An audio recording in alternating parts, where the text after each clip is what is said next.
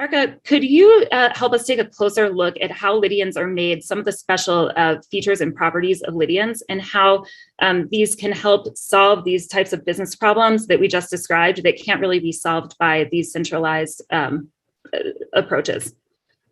Absolutely. Thank you, Jennifer. And now we're transitioning into the next section of our presentation. And this section is going to be only slightly technical because we'll have to go through some of the basic features and concepts that make Lydions work.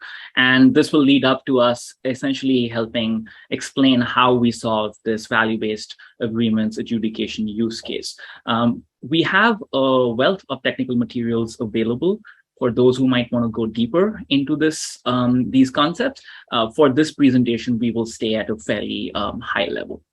So everything starts from the Lydion engine, which is essentially an operating system or middleware for applications, that is Lydion apps, that package and transform raw data into Lydions and use them to solve problems for businesses and for people. The Lydion engine, more specifically, is used to develop apps that can, one, turn data into Lydions, and two, set up the infrastructure to utilize and monetize the Lydions through Lydion vaults, banks, and markets. It's worthwhile to take a closer look at what these are, because basically every Lydion app for any use case using any kind of data ultimately looks and feels fairly similar because it essentially does these four main things. First is that it manufactures Lydion assets or Lydions from raw data using a common patented, very inexpensive and energy efficient process called transactional proof-of-work, which we have invented and patented. The second is that the app can set up what's called a Lydion vault that stores, organizes, and manages a single type or as class of Lydion asset, as we call it, using something called work chains or W chains, which is a very light, flexible blockchain data structure, again, that we have invented and patented specifically for managing Lydions.